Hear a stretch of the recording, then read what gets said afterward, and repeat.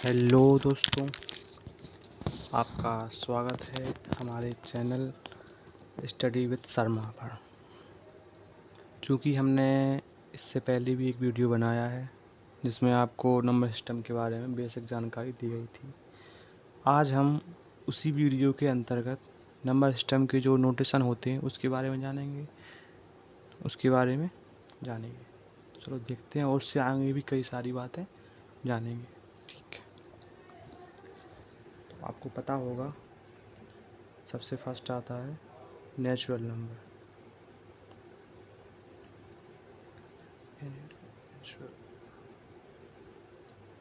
यदि आपने वो वीडियो देखा होगा तो आपको इसके बारे में पूरी अच्छे से जानकारी होगी। फिर भी मैं आपको इसके बारे में कुछ बेसिक जानकारी बता दूंगा। प्राकृतिक संख्या,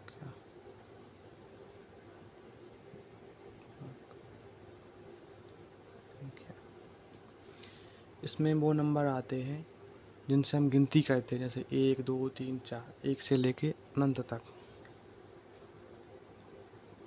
1 2 3 4 अप टू इनफाइनाइट। ठीक है, ये मतलब क्रमागत रूप से होते हैं 1 2 3 4 5 इस तरह। इसका जो नोटेशन होता है, जिससे इसको डिनोट कहते हैं, इसे कैपिटल एन से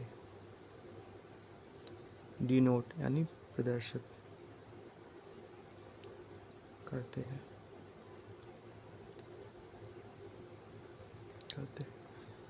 इसके बाद आता है whole number.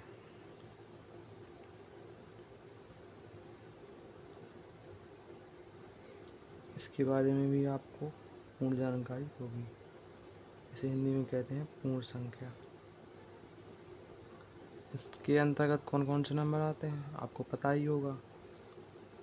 0 1 2 3 4 up to infinite.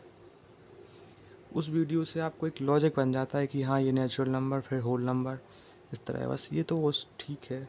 हाँ, इसे कैपिटल W से प्रदर्शित करते हैं।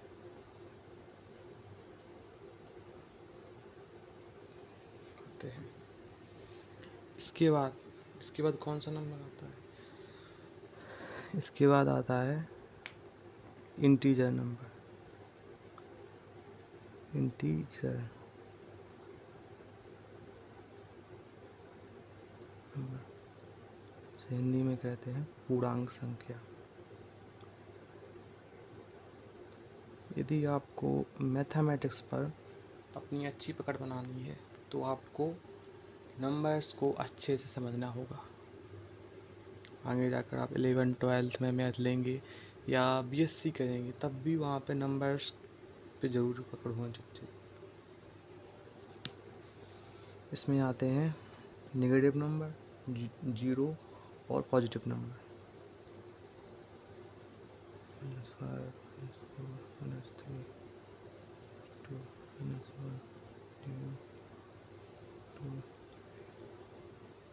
ये अप टू इनफाइनाइट ये भी गया, और अप टू इनफाइनाइट।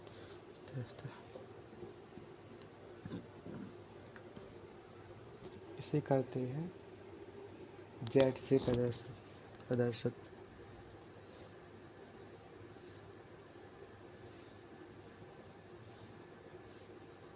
इसे जेड से प्रदर्शित करते हैं। ठीक है, इसके बाद आता है हमारा रेशनल नंबर, जो काफ़ी उस वीडियो में कठिन हो गया था, लेकिन इतना कठिन था नहीं है। वो क्या है, इसके लॉजिक के पीछे थोड़ा हो जाता है कठिन कभी कभी। इसे हिंदी में कहते हैं परिमेय संख्या। परिमेय संख्या, तो इसकी डेफिनेशन आपको उस वीडियो में काफ़ी समझ में आ गई होगी, और यदि समझ में नहीं भी आई तो आपको इस वीडियो में समझ में आ जाएगी। रेशनल नंबर वह संख्या हमने माना वो संख्या एस है। वह संख्या जिसे p/q के रूप में लिख सकें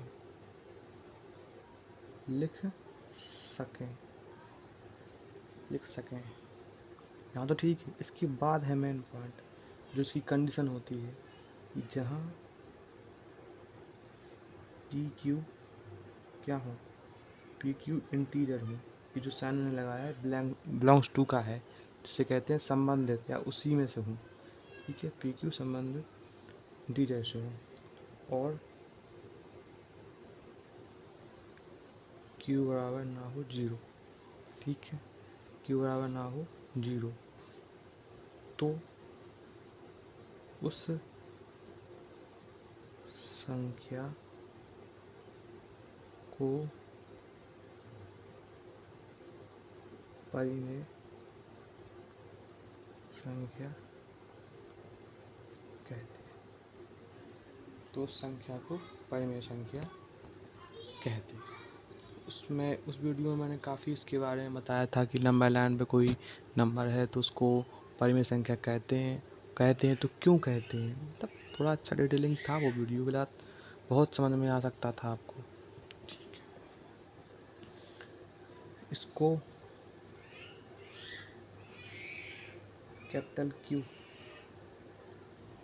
कैपिटल Q से प्रदर्शित करते हैं। इसमें अब आप ही सोच के बताइए कि इसमें कौन कौन से नंबर आ सकते हैं।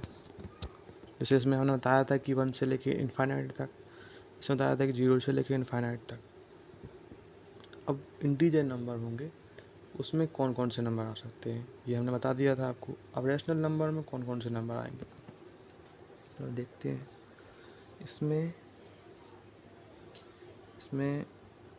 इसमें निगेटिव नंबर भी आएंगे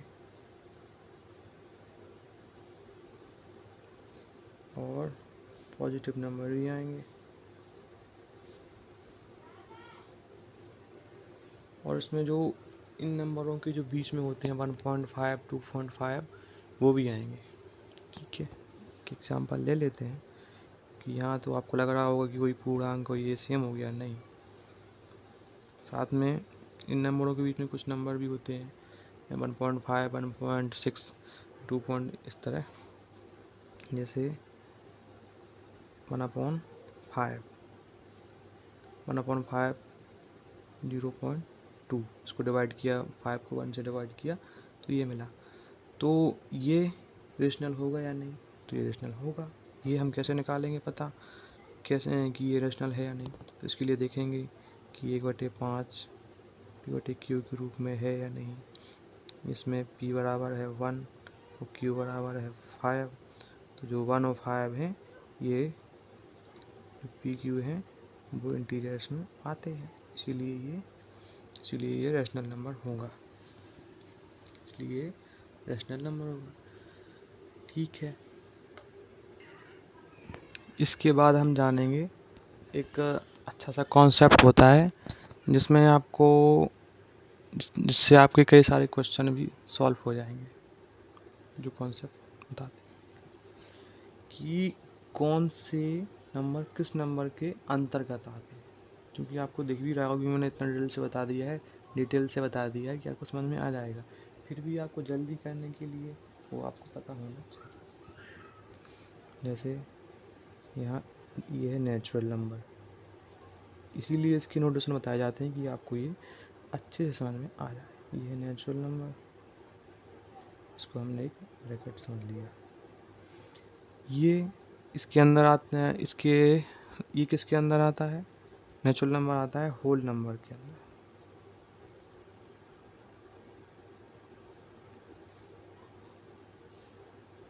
होल नंबर, और ये होल नंबर किस नंबर के अंदर आते हैं, रेशनल नंबर के अंदर।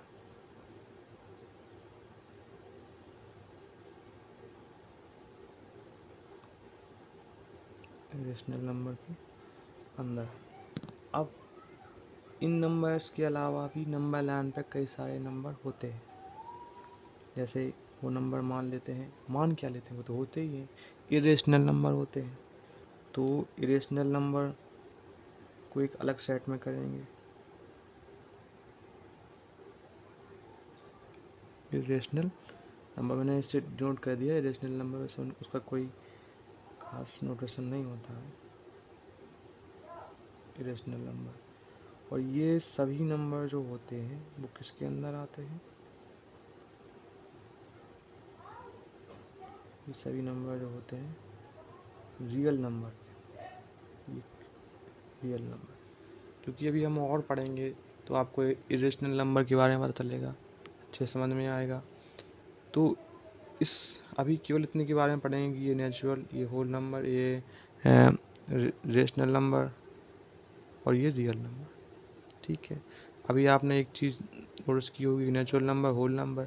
अब होल नंबर भी किस नंबर के अंदर आते हैं? तो वो है इंटीजर नंबर, वो मैंने नहीं लिखा, तो आप समझ, ये एक मतलब अंडरस्टूड सी बात है कि हाँ इंटीजर नंबर उसके अंदर आते हैं। तो इंटीजर नंबर जो है, इंटीजर नंबर के अंदर होल नंबर आते हैं, ये तो अंडरस्टूड समझ लीजिए। धीरे धीरे आपकी पकड़ बनती जाएगी। जैसे मैंने अभी, मैं यदि चाहता तो डायरेक्ट लिख देता नेचुरल नंबर कहते यूनिट, नहीं, लेकिन मैंने बाकायदा नंबर को लिखा, फिर उनका एक मतलब आपको बताया कि ये ऐसे ही आपको मेहनत करने में आलस नहीं करना है मैथ में। मैथ मांगता है मेहनत, मेहनत से मेरा मतलब है उसकी जो प्रैक्टिस होती है। ठीक है, तो केवल एक इसी कॉन्सेप्ट से आपके कई सारे क्वेश्चन सॉल्व हो जाए। कई सारे मतलब बहुत अधिक।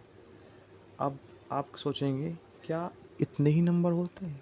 तो नहीं, इसके बाद भी एक होता है कॉम्प्लेक्स नंबर। यदि आप 11th-12th में मैथ लेंगे तो आपको उसके बारे में जानकारी मिलेगी। अभी 8th 9th 10th तो यहाँ नहीं मिलती है इसके बारे में जानकारी। ठीक, आपको फिर बता दिया जाएगा जब रेशनल नंबर को हम स्टडी करेंगे तो उसको बताएंगे। ठीक है, तो अभी एक क्वेश्चन आता है जो आपका एग्जाम्पल है कि प्रत्येक पूर्ण संख्या एक प्राकृतिक संख्या होती है। आपका एक क्वेश्चन है बुक में, प्रत्येक प्राकृत संख्या, प्रत्येक प्राकृत संख्या, जितनी भी प्राकृत संख्याएं हैं क्या वो पूर्ण संख्या होती हैं? एक प्राकृत संख्या एक पूर्ण संख्या होती है। तो आप खुद सोचिए कि जो नेचुरल नंबर है क्या वो होल नंबर होते हैं?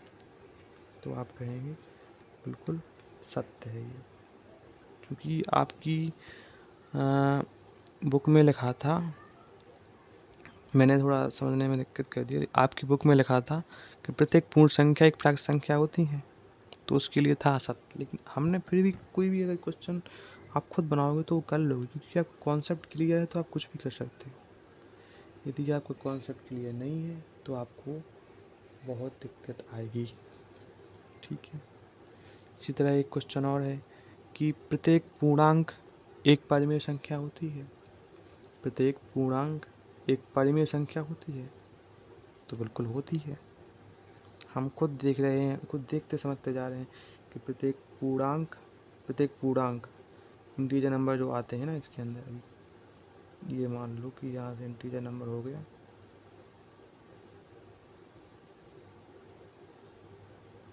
प्रत्येक इंटीजर नंबर एक रेशनल नंबर होते हैं। तो आप कहेंगे बिल्कुल बिल्कुल होते हैं।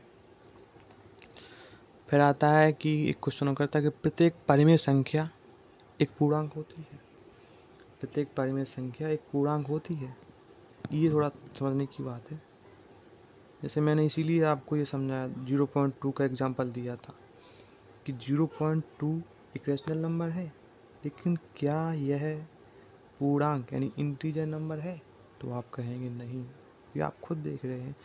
इसका ये मतलब, जैसे अगर आप देखेंगे आप कि होल नंबर के अंदर नेचुरल नंबर तो आएंगे, लेकिन नेचुरल नंबर के अंदर होल नंबर नहीं आएंगे। इसका रिवर्स नहीं होता है, कन्वर्स टू नहीं होता है। ये मतलब इसमें जो मैंने आपको डायग्राम बताया, ठीक है। तो ये आपका असत्य होगा, ठीक है। तो आपने देखा कि हमने मैक्सिमम क्वेश्चन सॉल्व कर लिए, वो भी आराम से, क्योंकि हमने पहले बहुत बेसिक से गए कि नेचुरल नंबर क्या है और इंटीजर नंबर क्या है, होल नंबर क्या है, रेशनल नंबर क्या है, तो हमारे क्वेश्चन बन गए। यदि हम डेफिनेशन पर वर्क नहीं करेंगे तो बहुत मुश्किल हो जाएगा। कर तो आप तब भी लेंगे, लेकिन वही हो जाएगा कि आपने रट लिया। तो मैथ को रटना नहीं है। आपसे एक प्रश्न पूछ रहा हूँ, पर मैं उत्तर भी बता दूंगा कि आखिर आप बताइए कि हम ये इस चैप्टर में किस के बारे में सीखते हैं।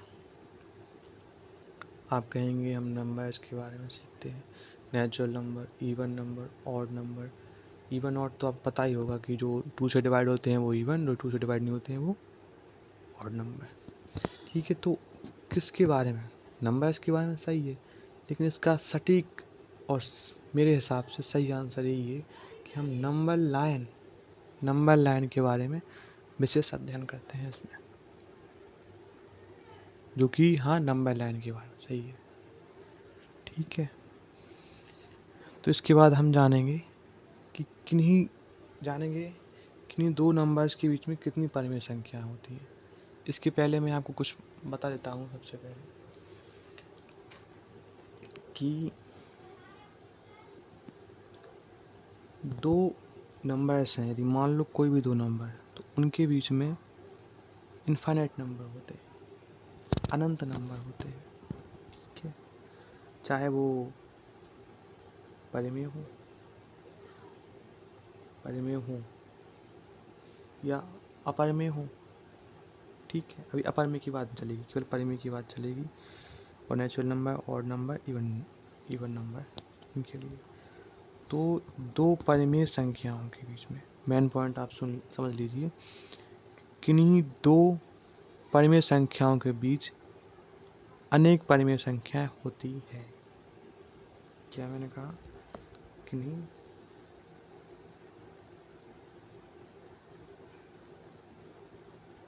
दो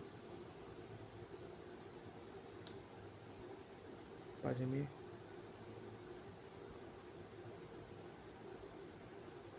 संख्याओं के बीच अपरिमित रूप से, मतलब कोई एक डिफाइन नहीं कर सकते हैं, अपरिमित रूप से अनेक रेशनल नंबर होते हैं।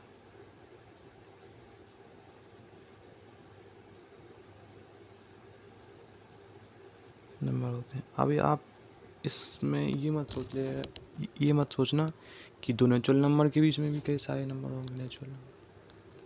तो इसीलिए डेफिनेशन बताई जाती है, समझ रहे हो ना, कि आप कहीं और ना पहुंच जाए, ठीक है।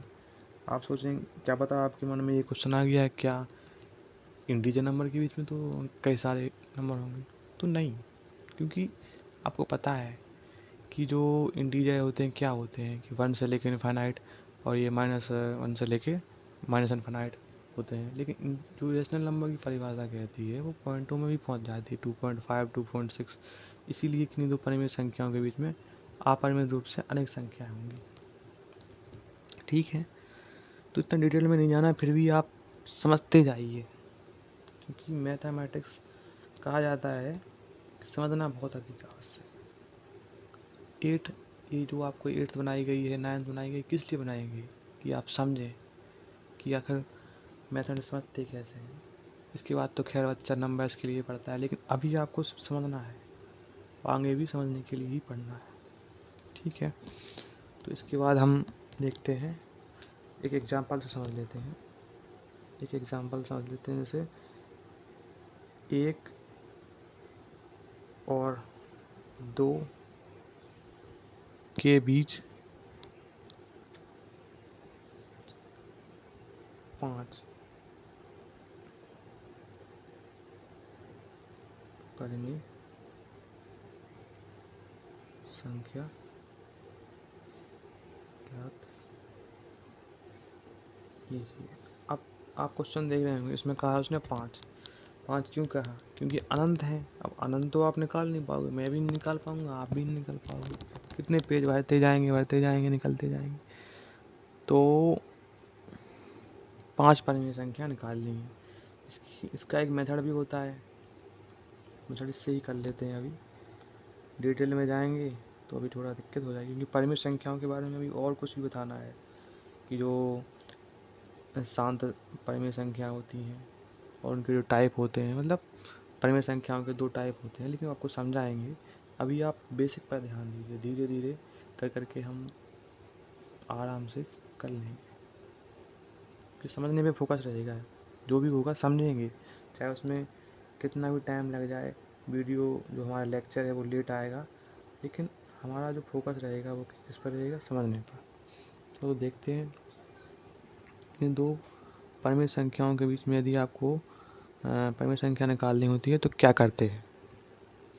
तो फिर हम जानते हैं इसका मेथड होता है कि कोई भी 2 नंबर हो, जैसे हमने माना एक R है एक S है, तो उसको ऐसे निकालेंगे कि R प्लस S बटे 2 कर देंगे, तो जो नंबर आएगा वो उनके बीच में होगा। चलो देखते हैं क्या है। जैसे हमने माना 1 है और 2 है, ठीक है, 1 और 2 है, तो 1 व 2 के बीच में याद कर रहे हैं, ठीक है। तो 1 प्लस 2 अपॉन 2, तो ये हो जाएगा 3/2। एक ही नंबर हो गया, ठीक है। पॉइंट भी नोटेड, समझते जाना मैं क्या कर रहा हूँ, ठीक है।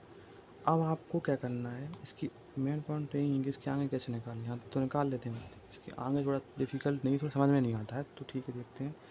अब 1 और 2 के बीच में ये हो गया, अब फिर निकालेंगे हम 1 और 3/2 के बीच में, या कोई भी नंबर 2 और 3/2 भी ले सकते हैं, 2 और 3/2 भी ले सकते हैं, ठीक है। अभी लेते हैं 1 और 3/2, ठीक है। तो 1 व 3/2 के बीच में निकाल रहे हैं हम परिमेय संख्या, तो 1 प्लस 3/2 और अपॉन में 2, तो उसके अपॉन में भी 2 आएगा। ये एक फॉर्मूला समझ लीजिए, 2 1 2, 3 2 5, 5/2, तो 2 इसके बटे में 2 है, ये जाएगा यहाँ पर, सो ये मल्टीप्लाई हो जाएगा, यानी 5/4।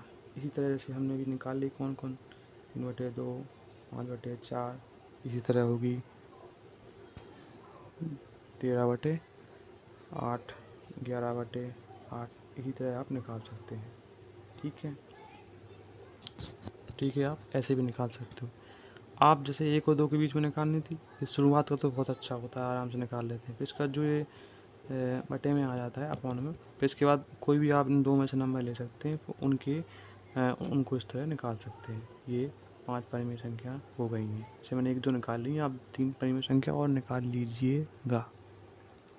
तो अब ये जो फर्स्ट एक्सरसाइज कहा जाए तो वो भी हो जाएगी आप पे, यदि आप 3 और 4 इसमें एक्सरसाइज में क्वेश्चन है क्या शून्य एक परिमेय संख्या है, तो वो मैंने आपको फर्स्ट वीडियो में समझा दिया था कैसे है, ठीक है। क्या आप इसे पीवाईटी क्यू के रूप में लिख सकते हैं, तो मैंने वो भी आपको बता दिया था। हम यहाँ पर ज़्यादातर फोकस करेंगे एग्जाम्पल पर, ठीक है। लेकिन फिर भी आपको मैं समझाऊंगा सब कुछ, समझने की गारंटी मेरी रहेगी। आपको डेफिनेशन बताई जाएंगी, सब कुछ अच्छे से बताई जाएंगी, कोई जल्दी नहीं की जाएगी। सबसे पॉइंट तो यही होता है, मैंने कई पढ़ाने वाले देखे बहुत जल्दी कर देते हैं, जल्दी नहीं की जाएगी, बस ये समझना है बस। इसके बाद आते हैं 3 और 4 के बीच में 6 परिमेय संख्या क्या चीज़ है, वो आप इसी तरह निकाल लीजिएगा। यदि जैसे 3/5 और 4/5 के बीच 5 परिमेय संख्या, वो भी इसी तरह निकल जाएंगी। यदि आपको कोई डिफ़िकल्ट होगा, कोई आपको समझ में नहीं आएगा, तो आप बता देना कमेंट में करके, मैं आपको उसी समय या कुछ समय बाद उस पर आपको एक लेक्चर दे दूँगा। इसके बाद जो मैंने अभी आपको क्वेश्चन कराए थे थोड़ी देर पहले, कि जो प्रत्येक प्राकृत संख्या एक पूर्ण संख्या होती है, या इस तरह, मतलब आप उससे कर लेंगे अच्छे से। तो मैंने आपको डायग्राम बनाया था, उसको ध्यान से समझना। आगे जाके इरेशनल नंबर भी आएंगी तो आप उसको समझेंगे, तो वो डायग्राम बहुत काम आएगा, ठीक है। मैक्सिमम हमारा प्रयास रहेगा किस पर? समझने पर। समझने के लिए टाइम लग जाएगा, लेकिन करते रहेंगे, ठीक है बच्चों। यदि आपको कोई भी डाउट हो तो आप पूछ सकते हो, कोई उसमें वो नहीं है कि आप नहीं पूछ सकते हो। तो इस जो एक्सरसाइज भी हो चुकी है, मान लो कोई दिक्कत की बात नहीं, इसमें मैंने इतना कहा दिया कि एक्सरसाइज कर लोगे, कोई दिक्कत आए तो बता देना, ठीक है। तो इसमें कुछ क्वेश्चन आते हैं कि अभी हमने क्या क्या जाना, natural number, whole number, integer number और रेशनल नंबर। अभी रेशनल नंबर के बारे में और थोड़ा ज़्यादा नहीं, थोड़ा और स्टडी करेंगे बस। तो आपकी बुक पूछती है कि संख्या रेखा पर बची हुई संख्याओं को क्या कहा जाता है। मतलब जो भी संख्या रेखा पर, क्या इसके अलावा भी और संख्या होती हैं क्या? अभी जो मैंने इतना बताया, इसके अलावा भी और संख्या होती हैं, तो वो भी आप जानेंगे समय के साथ। और हम इसे किस प्रकार पहचानेंगे? पहचानने के लिए क्या पता होना चाहिए आपको? पहचानने के लिए आपको पता होना चाहिए डेफिनेशन। तो हमारा एक ही उद्देश्य रहेगा कि आप डेफिनेशन पर वर्क करें, ठीक है। अगर आपने डेफिनेशन पर वर्क नहीं किया तो आपको मैथ बहुत कम टाइम तक याद रहेगा। मुझे भी पहले बहुत कम टाइम तक याद रहता था, लेकिन मैंने डेफिनेशन पर वर्क किया, थोड़ा बहुत अच्छे से होने लगा। आप सोच रहे होंगे जो हमें पढ़ा रहे हैं उनकी क्या क्वालिफ़िकेशन है, तो वो भी मैं आज आपको बता देता हूँ। मैंने 11वीं-12वीं मैथ से की है और मैंने अपनी ग्रेजुएशन भी मैथ से की है, बीएससी मैथमेटिक्स, ठीक है। धन्यवाद। यदि आपको कोई सुझाव हो तो आप कृपया कर कमेंट बॉक्स में दें। धन्यवाद।